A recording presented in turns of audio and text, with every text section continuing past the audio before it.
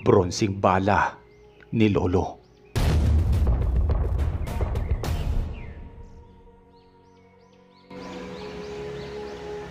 Hello po, Mr. Narrator.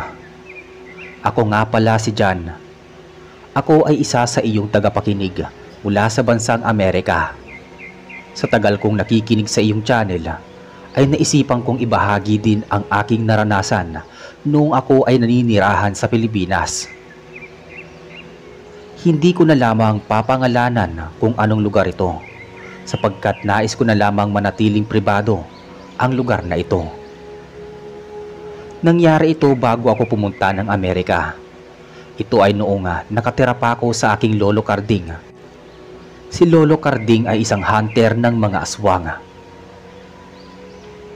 Nagsimula kasing maging hunter ng aswang si Lolo Carding noong pinatay daw ng mga ito si Lola. Naniniwala naman ako dahil may pinapakita sa aking litrato si Lolo. Bukod dito, madalas din akong isinasama ni Lolo sa mga kagubatan upang maghanap ng mga aswang. Si Lolo, hindi siya malapit sa mga magulang ko. Magmula nung naging hunter siya, tanging ako lamang talaga ang nananatili sa tabi ni Lolo. Akala kasi ng mga tita ko, magulang ko, na nababaliw na si Lolo. Nagsimula kasing iyong isiping iyon noong sinabi ng doktor na si Lola ay namatay daw sa heart attack, pero pinaglalaban ni Lolo na aswang ang pumatay dito. Hindi naman siya pinaniwalaan ng kanyang mga kamag-anak, kaya lumayo ang loob nila kay Lolo. Hindi rin naman namilit si Lolo at nanatili ang focus sa paghahanap ng hustisya para kay Lola. Ayon kasi kay Lolo, may hinahanap daw siyang leader ng aswang. Ito raw kasi ang pumatay kay Lola. Sa tagal ng pagiging hunter niya at sa dami ng kanyang ipinasang training upang lalong maging malakas, hindi niya pa rin nakakasalamuha ang aswang na iyon. May palatandaan daw si Lolo doon. Ang mata raw nito ay may malaking sugat. Nung kasing naglalaban sila ni Lolo, ay nasugatan ito ni Lolo sa mata na naging dahilan upang tumakbo ito palayo. Isang dekada na ngunit hindi pa rin daw niya nakakasalamuha ang naturang aswang. Lumipas ang ilang taon noong nag-edad ako ng 18, inaya ako ni Lolo sa kanyang bahay. May ipapakita daw siya sa aking bagay na ginagamit niya sa tuwing nakakasalamuha siya ng aswang. Pumunta naman ako kahit hindi ako pinayagan ng mga magulang ko. Sa katunayan kasi, mas malapit ako kay Lolo at doon na rin ako sa bahay niya madalas tumitira. Dahil lagi namang wala ang mga magulang ko dahil sa pag-aasikaso sa kanilang trabaho. Nung araw na iyon, ipinakita sa akin ni Lolo ang isang espada, baril at higit sa lahat ay ang isang bronseng bala. "Ang ganda naman yan, Lolo," sabi ko habang pinagmamasdan ang bronseng bala. Kumikintab pa ito at may sarili pang box na tila ba ingat na magasgasan at madumihan. Ngayon lamang ako nakakita ng ganitong bagay. Nakakita naman ako ng bala ni Lolo ngunit ito ay silver o kaya naman ay gold. Ngayon ko lamang nalaman na may bronze pa palang bala ang lolo ko. "Apo, iyan ang balang gagamitin natin pampatay sa aswang na pumatay sa lola mo. Yan ay binabad ko sa holy water. Nilagyan ng asin at sibuyas, bisyonado ng pari at mga albularyo. Laso na nakapaloob sa bala na iyan na tiyak na isang daplis lamang ay mamamatay na ang aswang," paliwanag ni Lolo. Namangha ako dahil sa daming proseso ng balang ito. Tila ba ay para talaga ito sa leader ng aswang. Ang problema lamang ay hindi pa namin ito nahahanap. "Ang regalo ko sa iyo ay ang pagiging sidekick ko." Hindi magkamayaw ang saya na nararamdaman ko na magiging katulong ako ni Lolo sa paghahanap ng mga aswang. Isa na akong hunter. Magmula nung araw na yon, madalas akong sumasama sa aking lolo sa mga trainings at practices niya. Nais niya raw kasi ako nga maging handa bago kami sumabak sa monster hunting o sa paghahanap ng aswang. Lahat ng nalalaman ni Lolo patungkol sa aswang ay sinabi niya sa akin. Sinabi niya rin kung ano ang kanilang kahinaan, kakayahan, panakot at iba pa. Nasasabik akong simulan kay Lolo ang first hunting ko na kasama ako sa laban. Noon kasi sa tuwing sinasama ko ni Lolo sa kagubatan ay wala kaming nahahanap na aswang. Napuno rin ng kuryosidad ang utak ko kung ano nga ba ang itsura ng mga nilalang na iyon.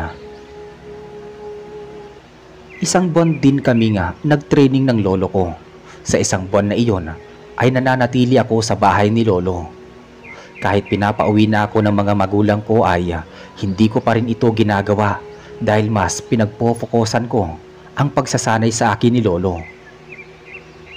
Ngayon ko lang din naranasan kung gaano kahirap ang pagsasanay upang maging malakas. Pakiramdam ko nga, nung araw na yon ay sasabak kami sa gera at isa ako sa mga sundalo. Dumating ang araw na aking pinakahihintay. Ito ang araw na sasabak kami sa kinatatakutan at kuta raw ng mga aswang. Pinasuot ako ni Lolo ng kung ano-anong pamprotekta sa aking katawan. Kinakabahan ako ngunit mas lumalamang pa rin ang pagkakasabik na makasalamuha ang mga aswang. Malaking backpack ang aking dala at may baril din na nakasabit sa aking bewang. Samantala, doble ang naging pamproteksyon ni Lolo. Ramdam ko kung gaano kadesidido ang lolo ko sa mga galaw niya. Nakita ko pa kung paano niya kausapin ang litrato ng aking lola. Ang bronseng bala naman ay maingat na itinago ni Lolo sa kanyang backpack. Ingat na ingat siya rito dahil ayon sa kanya ay ito raw ang magiging aming alas para matalo ang lider ng mga aswang. Habang bumabiyahe kami sa gubat na iyon ay tila ba umiiba ang aura at kaba na aking nararamdaman. Hindi ko naman ito first time pero nakakapagtaka pa rin na nakakaramdam ako ng kakaibang kaba na tila ba may nakabang na panganib sa amin sa gubat. Sa kabilang banda naman, kalmado naman si Lolo. Paulit-ulit niyang sinasabi sa akin ang mga dapat at hindi dapat gawin sa kagubatan. Pinakikinggan ko naman itong mabuti dahil ayoko ring mapahamak ko ang aking sarili at ang aking lolo. Bandang 3:00 ng hating gabi nang magpahinto kami ni Lolo sa harap ng gubat. Nagtataka pa ang bus driver noon kung bakit kami doon nagpahinto. Ngunit hindi na ito napansin pa ni Lolo. Pero bago ako bumaba ay tinignan ako ng driver at nagsalita na siyang nagpakilabot sa aking kalamnan. Mag-iingat kayo, iho. Wala pang tao ang nakakalabas ng buhay sa gubat na yan. Sabi niya. Sumunod na lamang ako sa lolo ko at pilit na inaalis sa aking isipan ang sinabi ng driver. Tanging flashlight lamang na hawak namin ang nagbibigay liwanag sa paligid namin. Ang simoy ng hangin ay tila ba bumubulong ng panganib. Kahit anong pilit kong baliwalain ang sinabi ng driver ay hindi pa rin ito mawala-wala. Lalong kinabahan ang sistema ko noong araw na yon. Naririnig ko pa ang batok at alulong ng mga aso. Nakakapagtaka nga dahil tila may naririnig pa akong alulong sa loob ng gubat. Ngunit pagtingin ko naman kay Lolo ay parang kalmado at wala siyang takot na nararamdaman. Naisip ko na lamang na dahil sanay na rin si Lolo sa mga gawain, kaya hindi na siya natatakot.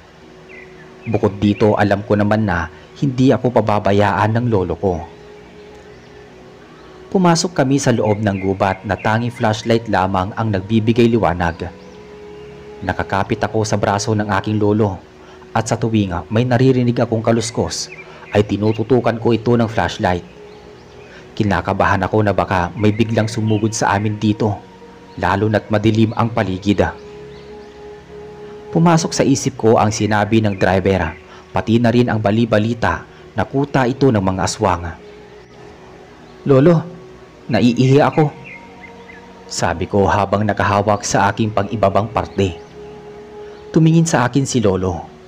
"Sige na apo, umihi ka na. Kukuha lamang ako ng kahoy para maglagay tayo ng apoy. Babalik ako." Imbis na bumitaw sa braso ni Lolo ay nanatili akong nakakapit dito. Ayokong lumayo kay Lolo, lalo na't binabalot ako ng takot at kaba.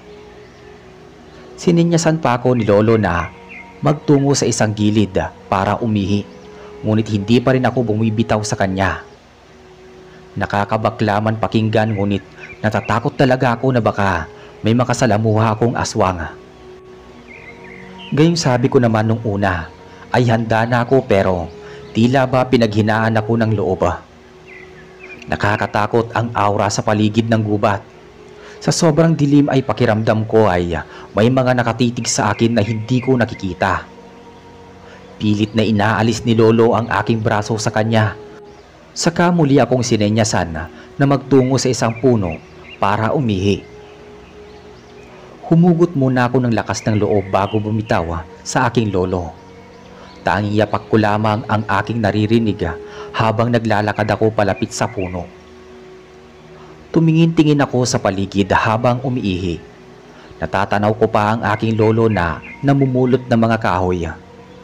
Malapit lamang siya sa akin kaya medyo nakampante na rin ako. Nang matapos akong umihi ay hinanap ko si Lolo, ngunit wala na siya sa pwesto niya kanina. Binundol ng kaba ang aking dibdib. Tanging ako lamang ang nandito sa gitna ng dilim ng kagubatan. Palihim akong nagdasal na dumating si Lolo at puntahan ako. Tinatawag ko ang pangalan ni Lolo, pero ilang minuto pa ay hindi pa rin siya dumadating, kaya inipon ko ang lakas ng aking loob na maglakad sa gubat.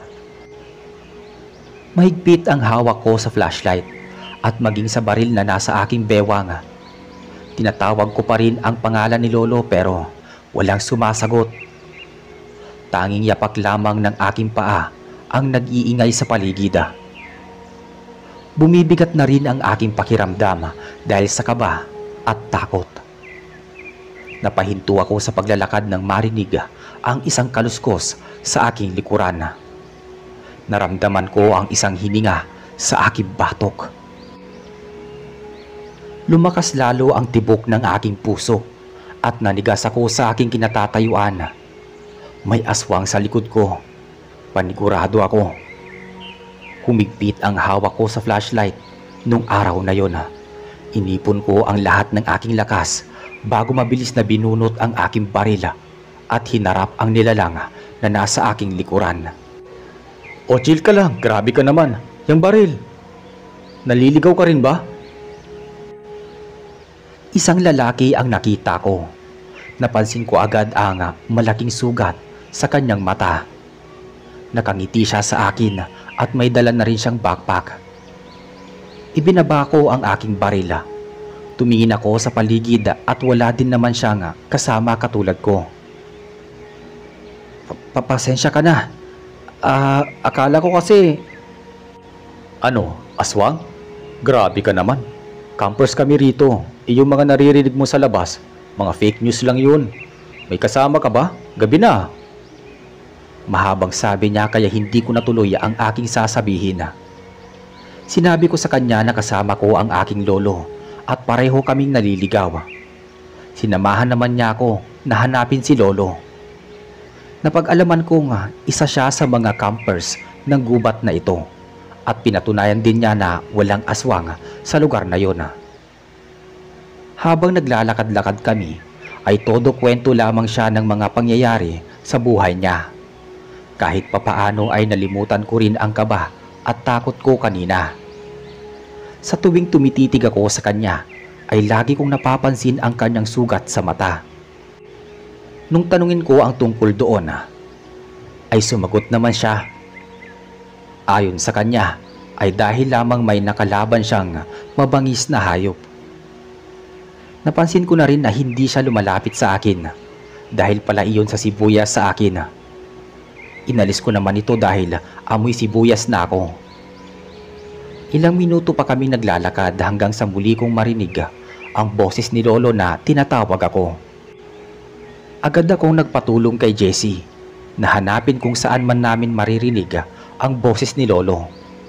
Sa kabutihang palad ay nahanap namin si Lolo, ngunit nakakapagtaka dahil may hawak siyang baril at may sugat sa noo. Pagkakita niya sa amin ay nagtaka ako dahil tinutukan niya ng baril si Jessie at hinila ko palapit sa kanya. Maigpit ang hawak ni Lolo sa akin at ramdam ko ang galit niya sa paraan ng tingin niya kay Jessie. Samantalang nakangisi lamang si Jessie at tila ba nasisiyahan sa nakikita niya. Tila ba nagkaroon ng tensyon sa kanilang dalawa. Bilang solusyon ay hinila ko muna si Lolo palayo kay Jessie at ikinuwento sa kanya ang pangyayari. Ngunit laking gulat ko sa kanyang sinabi. Aswang siya dyan. Kailangan natin siyang patayin bago tayo ang mapatay niya. Nangunot naman ang noo ko sa sinabi ni Lolo. Paano magiging aswang si Jessie? Mukhang tao naman siya. Pero desidido talaga si Lolo sa kanyang mga sinabi. Nagsabi pa siya ng plano niya kung papaano papatayin si Jessie. Ayon din sa kanya, nakasalamuhan na raw siya ng aswang na naging dahilan ng sugat sa kanyang noo. Pinaniwalaan ko na lamang ang lolo ko kahit medyo hindi ako naniniwala sa kanya. Tao kasi ang itsura ni Jessie. Malayong malayo sa itsura ng aswang na nakikita ko sa mga litrato ni Lolo. Bumalik kami kay Jessie na naghihintay sa amin. Sininyasan na wag nang patulan ang lolo ko na agad naman niyang nakuha. Tutulian ba kayo ngayong gabi? Tara dun sa kuta namin, doon muna kayo. Bukas na bukas din iyahat ko kayo sa labas ng gubat na to. Paanyaya ni Jessie.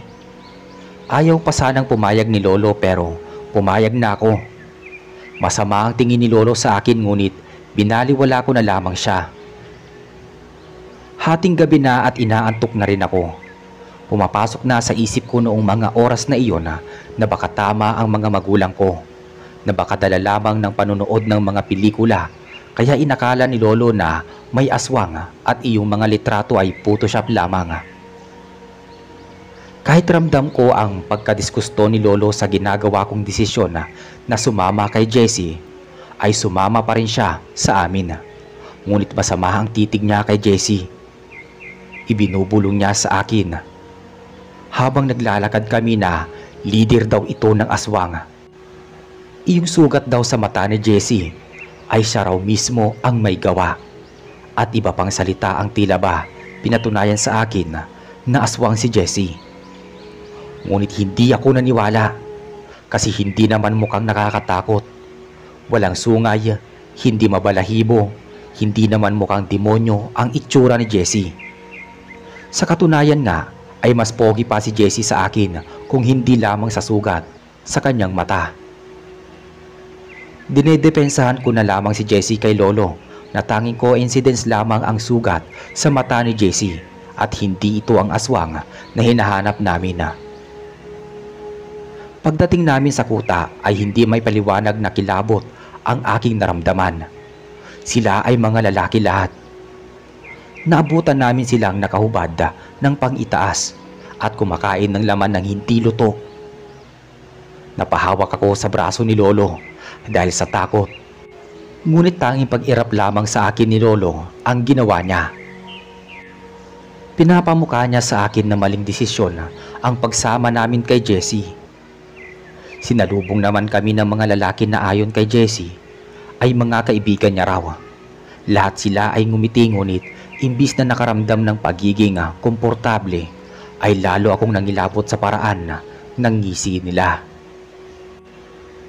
Pilit ko naman itong binaliwala at inisip ko na lang na katulad namin sila. Sila ay mga tao na campers ng bat na ito tulad ni Jessie. Agad na sinenyasan ni Jessie ang mga lalaki na agad namang nagsitayuan at inalalayan kami. Medyo humupa ang kaba ko ngunit nananaig pa rin ang takot sa puso ko. Samantala, sa tuwing hinahawakan ng mga lalaki si Lolo, ay hinahawakan ni Lolo ang kanyang baril sa katitingin ng masama sa mga kaibigan ni Jessie.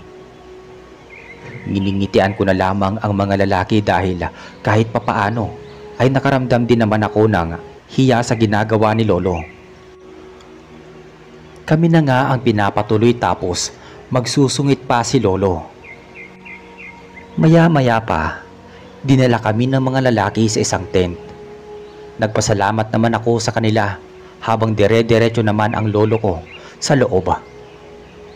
Akmang papasok na sana ako sa loob ng tent nang marinig ang pinag-uusapan ng dalawa sa lalaking naghatid sa amin. Sila na ba ang pagkain natin? Hindi ko alam pero sana oo. Nilingon ko sila ngunit wala sila roon. Palunok ako ng ilang beses ngunit kinalimutan ko na lamang din naman dahil baka iba naman ang tinutukoy ng mga lalaking iyon. Pagpasok ko sa kuta ay nakita ko si Lolo na pinupunasan ang kanyang baril. Kinakausap ko siya ngunit hindi ako pinapansin ni Lolo. Tanging tanguiling at kibit balikat lamang ang ginagawa niya. Naiinis ako dahil sa paraan ng trato ni Lolo. Hindi kasi ako sanay na ganoon siya. Pinahinga ko na lamang ang sarili ko dahil halos pagod na rin sa biyahe at paglalakad sa gubat. Ngunit bago ko pa man ipinikit ang aking mata ay nakita ko pa si Lolo na lumabas ng tent na hawak ang barila. Kinabukasan, maaga akong nagising. Naabutan ko si Lolo na pinupunasan ang kanyang bronseng bala. Binati ko siya ngunit hindi niya ako pinansin. Nanatiling nakafocus ang atensyon ni Lolo sa bala niya. Ipinagkibit balikat ko na lamang. Saka ako lumabas ng tent. Paglabas ko ay nagulat ako sa dami ng katawan na nagkalat sa paligid. Napasinghap ako at napasigaw lalo. At lahat sila ay nakahubad. May mga tama pa ng baril sa kanilang noo o kaya naman sa bandang puso. Naalala ko ang nakita ko kagabi bago pumikit ang mata ko. Lumabas si Lolo sa tent, maging si Jessie ay seryosong naglakad sa amin. Napansin ko ang masamang titig nito sa lolo ko ngunit nang tumingin sa akin ay agad na nagbago ang ekspresyon ng kanyang muka. Tumingin siya sa paligid ng mga oras na yun. Ayon sa kanya ay biktima lamang daw ang mga iyon ng ligaw na hayop na nagpunta raw sa kuta nila. Pagkatapos niyang sabihin iyon ay tumingin pa siya kay Lolo saglit. At tila ba wala lamang sa kanya na pinagdadampot ang mga patay na katawan. Pagkatapos ng nangyaring yun ay inibitahan kami ni Jessie sa isang salo-salo. Napangiwi ako sa klase ng luto na inihanda nila. Pero ngumiti ako at pilit itong kinain samantalang tinapon ni Lolo ang pagkain saka siya umalis. Napatingin ako kay Jessie. Ang titig niya kay Lolo ay galit at pagkapuot. Agad akong humingi kay Jessie ng tawad ngunit lalong nginitian lamang ako nito saka umalis. Napahiya ako sa ginawang iyon ni Jessie ngunit mas nahihiya ako sa ginawa ni Lolo. Kaya kahit ayokong tapusin ang weirdong pagkain ay kinain ko pa rin ito. Pagkatapos ay nagtungo ako sa tent ngunit wala doon si Lolo. Hinanap ko si Lolo sa paligid at natagpuan ko siyang nakaupo sa malaking bato habang tinititigan ang isang bronseng bala. Agad kong tinawag ang pansin ni Lolo. Nagtataka na kasi talaga ako sa mga inaakto niya. Kilala ko kasi si Lolo bilang mabait at palakaibigan na tao. Nakapagtataka lang dahil iba ang trato niya kay Jessie at sa mga kaalyado nito. Gaya ng dati, sinabihan lamang ako ni Lolo na layuan ang mga nilalang na nandito. Aswang daw silang lahat. Naghihintay lamang ng pagkakataon upang kami ay kainin. Nung oras na yon ay medyo nakukumbinsi na ako sa aking lolo dahil napapansin ko rin na kakaiba talaga ang aura ko sa lugar na ito. Aalis na ba tayo dito, Lolo? Tanong ko kay Lolo. Ngumisi siya sa akin sa katumawa ng mahina. Hindi tayo aalis hanggat hindi ko pa siya napapatay. Nangunot ang noo ko sa sinabi ni Lolo. Si Jessie na naman ba ang tinutukoy niya? Hindi ko maiwasang pagbintangan si Lolo na may sala sa pagpatay sa mga kaalyado ni Jessie. Pero hindi naman iyon magagawa ng Lolo kung pumatay ng isang inosenteng tao. Bukod sa labag ito sa batas, ay labag din ito sa batas ng Diyos. Inulit pa sa akin ni Lolo na layuan ko raw si Jessie. Tumango na lamang ako, ngunit hindi ko naman iyon gagawin. Bukod kasi sa nakakahiya dahil dito kami pansamantalang nananatili, nakakahiya din na hindi ko pansinin ang taong tumulong sa amin. Sa maghapon ay nananatili akong kasama si Jessie. Sinama niya ako sa kagubatan upang manguha raw ng kahoy. Tumutol ang lolo ko noon na sumama ako, pero matigas ang ulo ko at hindi sumunod sa kanya. Dumaan kami ni Jessie sa isang ilog at doon huminto upang mamahinga. Iyon na rin ang ginawa kong pagkakataon upang humingi ng tawad sa ginagawa ni Lolo. Ngunit laking gulat ko sa ikinuwento niya sa akin. Huwag ka sanang mabibigla dyan. Pero yung mga bangkay na nakita mo kahapon, hindi hayop ang pumatay sa kanila, kundi ang lolo mo.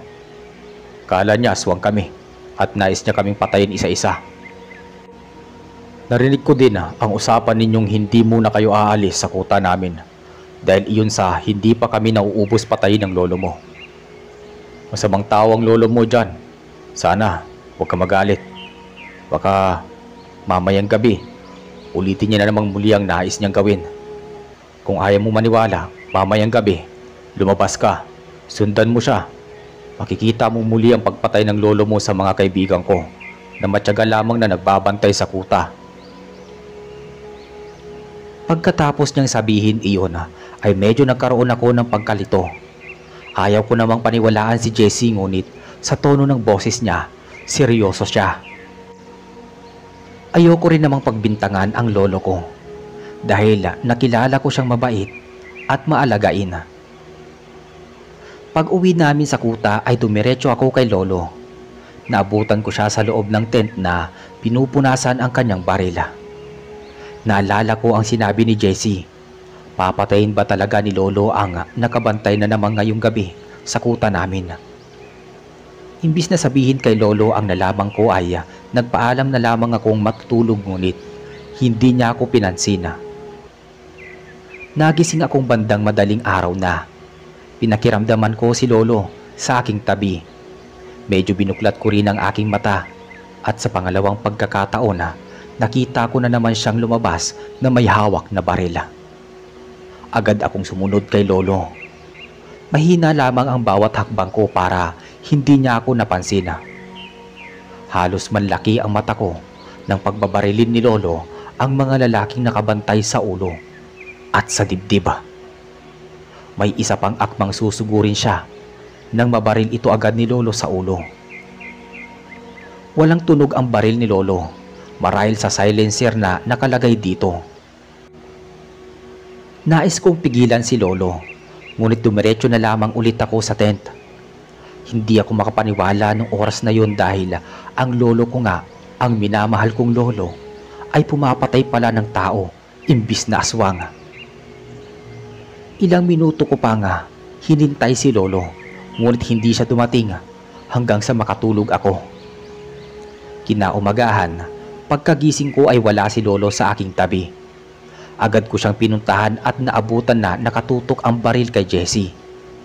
Nagulat ako noon at agad na nagpagitna sa kanilang dalawa. Pero parang walang pakialam si Lolo at nananatili pa rin ang baril niya. Nanginginig na sa takot ang tuhod ko.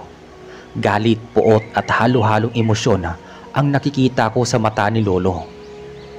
Kalmado naman si Jessie na nasa aking likuran. Pinagsabihan ko ng oras na iyon si Lolo at hihingi sana ng pasensya kay Jessie, ngunit pinigilan na naman ako. Ang pag-awat kong iyon ang naging dahilan bakit naglayo ang loob namin ni Lolo.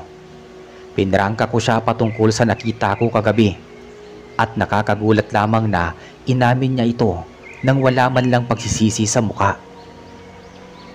Hindi ako makapaniwala sa mga nangyari kay Lolo. Parang pinagsisisihan ko na rin na sumunod ako sa kanya. Pilit niyang sinasabi na aswang sila at nag-aanyong tao lamang. Hindi ako naniniwala kay Lolo ko. Pagkatapos kong masaksihan ang ginawa niya. Muli kong pinag-usapan si Lolo na itigil ang kahibangan patungkol sa lider ng aswang, ngunit umiling lamang si Lolo at sinabi ang katagang tumatak sa isipan ko. Maaalala mo rin ako, Apo. Aniya, bago kami talikuran. Susundan ko pa sana siya nung pumasok siya sa kagubatan, ngunit pinigilan ako nila Jessie. Nagpaubayan na lamang ako sa kanila sa isiping babalikan ako ni Lolo. Sa buong maghapon ay tanging si Jessie lamang ang kausap ko. Naikwento niya rin sa akin ang tungkol sa solar eclipse na magaganap daw mamayang gabi.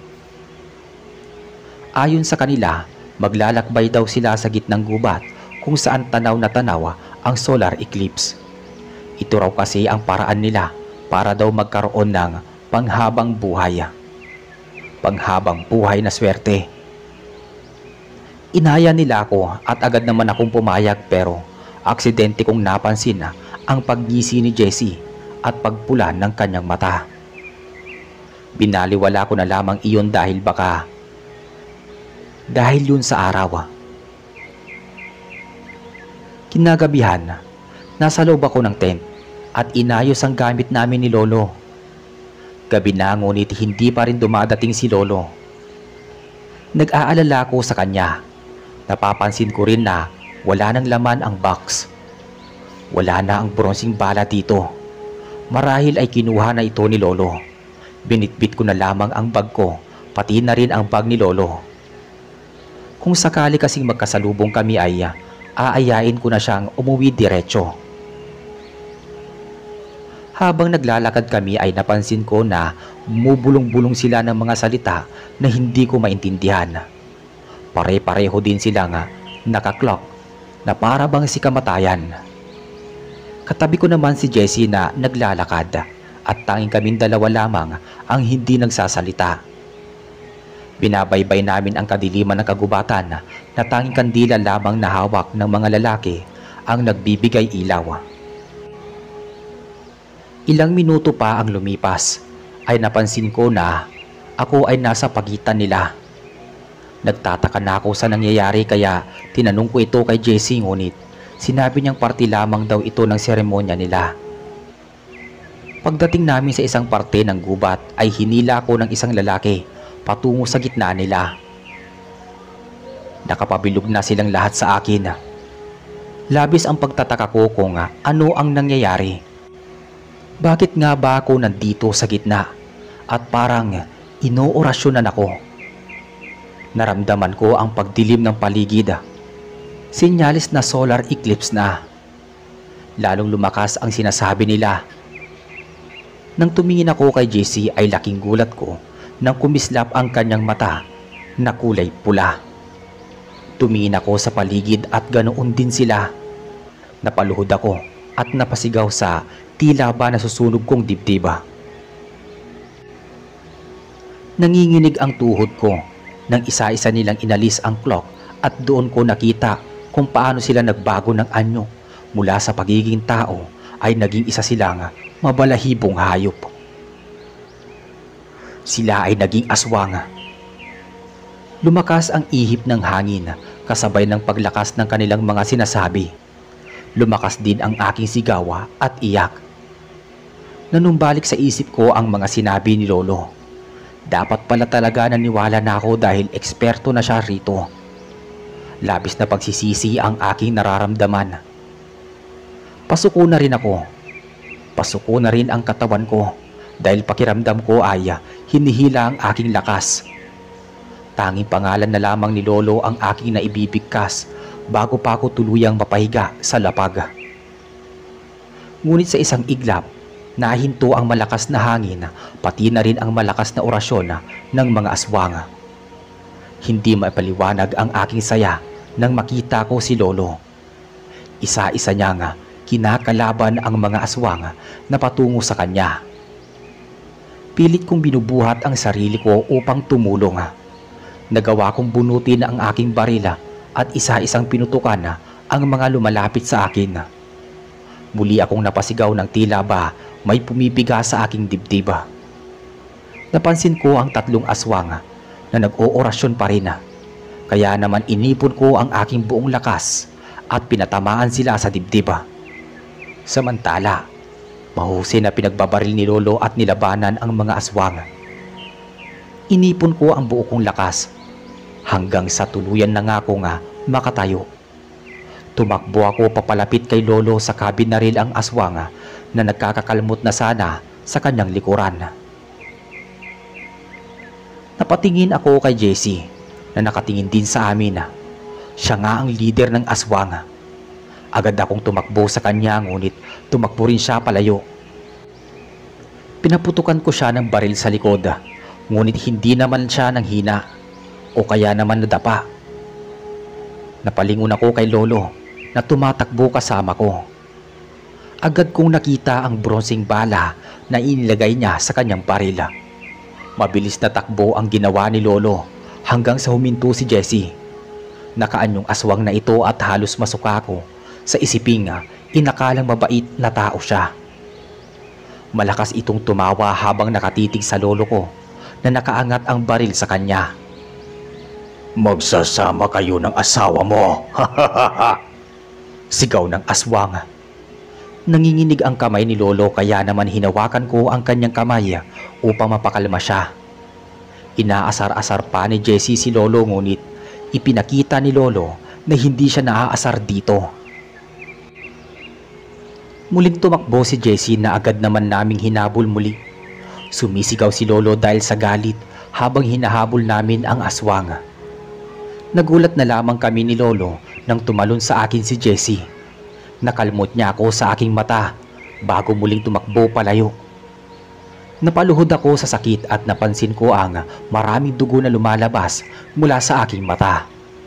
Nanginginig ang kamay ko dahil ramdam ko bulag na ang kanang mata ko. Si Lolo naman ay agad na tinignan ang mata ko at sinabihang manatili na lamang sa lugar na yon. Ngunit hindi ako nagpahinto kay Lolo. Inipon ko ang buo kong lakas at sumunod sa kanya. Naabutan ko si Lolo na muli na namang kaharap si Jessie. Masama ang titig ni Jessie sa Lolo ko. Ganoon din si Lolo sa kanya. Akmang ipuputok na ni Lolo ang baril na mabilis na itong naagaw ni Jessie. At ipinutok ito sa dibdib ng Lolo ko. Napasigaw ako sa gulat. Napaluhod si Lolo habang nakahawak sa dibdib. Nagragasa ang dugo sa dibdib ni Lolo at namumutla pa. Napuno ng galit ang aking dibdib. Kinuha ko ang baril ni Lolo saka mabilis na hinabol si Jessie. Nang mapahinto siya ay tumawa pa siya na tila ba inaasar pa ko. Nanginig ang aking kamay na may hawak ng baril. Gayunpaman, hindi ito naging dahilan para matakot at sumuko ako. Bago pa man ako sugodin ni Jessie ay agad kong ipinutok ang bala sa dibdib niya. Doon ko na rin napansin na ang balang iyon ay ang bronseng bala ni Lolo. Pagkabaon pa lamang ng bala ay agad na namilipit si Jessie at tuluyang naging abo hanggang sa makita kong muli ang bronseng bala. Kinuha ko ito saka binalikan si Lolo. Sa kasamaang palad, wala nang buhay ang Lolo ko. Nagsibagsakan ang luha ko at hindi makapaniwala sa bilis ng pangyayari. Kasama ko pa lamang ang Lolo ko pero ngayon patay na siya. Sa gitna ng kagubatan sa ilalim ng eclipse, nahimatay ako katabi ng walang buhay kong Lolo. Nagising ako kinabukasan na nasa ospital na. Tulala pa rin ako sa pangyayari. Napansin ko si Mama at Papa na nakatingin sa akin. Ayon sa kanila, patay na raw ang Lolo ko talaga. Natagpuan daw ako ng mga vlogger sa loob ng kagubatan. Mga vlogger na mukhang may balak ding maghanap ng aswang. Nalaman ko din na wala na akong isang mata. Pikit na dahil sa nangyari. Ayon din kay Papa, ang baril pala ni Lolo ay napupuno ng bronseng bala. Kaya pala bronseng bala ang lumalabas sa baril ni Lolo nang iputok ko ito kay Jessie. Dahil daw sa lason na bala, kaya namatay ang lolo ko. Kung sakali pa lang na normal na bala lamang ito, buhay pa siguro siya. Binisita ko si Lolo nung araw ding yon at humingi ng tawad dahil hindi ako naniwala sa kanya at mas pinairal ang tigas ng ulo ko. Lumipas ang ilang taon. Lumipad ako papuntang Amerika. Dito na ako nakapagpalagay ng bagong mata. Kahit matagal ng panahon na nangyari iyon, ay hindi ko pa rin ito malimot-limot. Binibisita ko naman ang puntod ng lolo ko sa tuwing umuwi ako ng Pilipinas. Pero pakiramdam ko pa rin ay laging may aswang sa paligid. Sa Amerika na lamang ako nanatili at nag-aral ng kursong edukasyon. Madalas ko ring ikuwento sa estudyante ko ang nangyari sa akin. Buong akala nila ay fiction lamang ito, ngunit pawa itong katotohanan.